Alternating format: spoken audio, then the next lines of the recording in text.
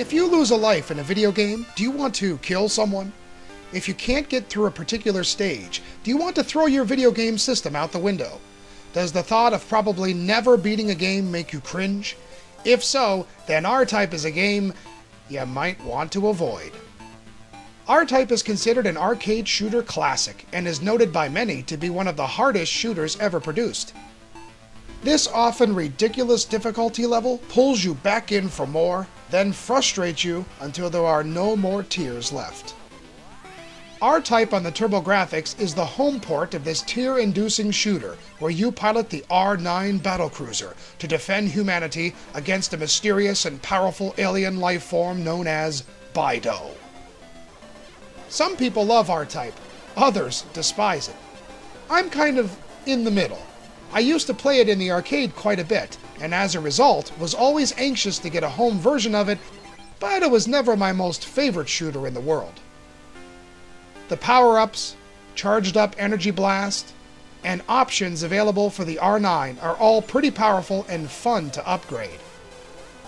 In fact, everything can pretty much be powered up, including your main ship with various types of weapons and enhanced speed, the options alongside the ship, and even the power pod attachment.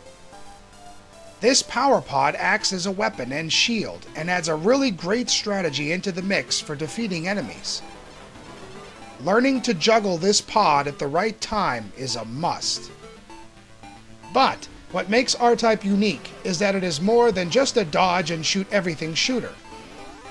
It requires you to learn every single stage, figure out what will be the best course of action, and memorize patterns in order to weave your way slowly to the end. On the flip side, this is also what makes RType frustrating as hell. The later levels seem to have only one way out, and good luck finding it.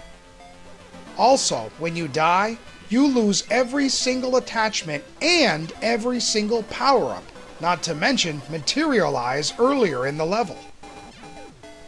And that is why I am in the middle on this game. It always seemed a bit unbalanced to me. After much work and dedication, I can defeat the first 5 levels and get halfway into the 6th within 1 credit. After that, the game becomes increasingly and ridiculously difficult, and the remaining 2.5 stages are pure pandemonium. The TurboGrafx translation is probably one of the best on a home console that I've ever played. And luckily, US gamers got the full 8-stage version on one TurboChip. I'd have to say that the graphics are pretty darn great for an early TurboGrafx game. The colors are vibrant, the characters are all well animated, and the detail in backgrounds and bosses is excellent. Comparing it to the arcade, you'll see a pretty close match, minus a little multiplex scrolling. One big issue, though, is the amount of flicker on screen that can be distracting, especially during important boss battles where, sometimes, your ship literally disappears for a split second. This flaw aside, I'd still have to say it is one of the best looking translations of RType and really nice graphically for an early Turbo game. The sound is pretty good too, and the music is recreated extremely well from the arcade version.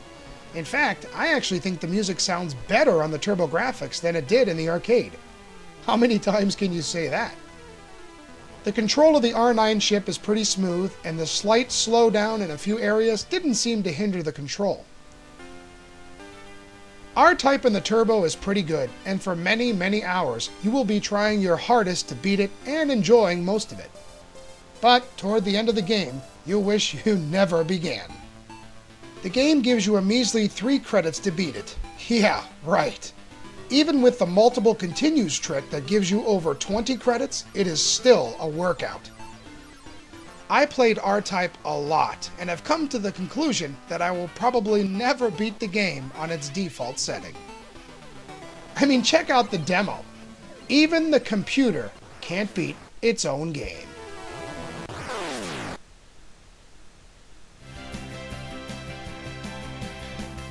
I really wanted to award RType a bigger score because I give hats off to the folks who translated it for the TurboGrafx. It is a great shooter and showed off many capabilities of the system back then. But, the frustration level with RType is just off the charts, with a bad balance and distracting flicker. With that said, it is still one of the best translations of RType on a home console, and I'd have to give it 3.5 out of 5 TurboChips for most controllers destroyed due to excess slamming against the closet shooting action.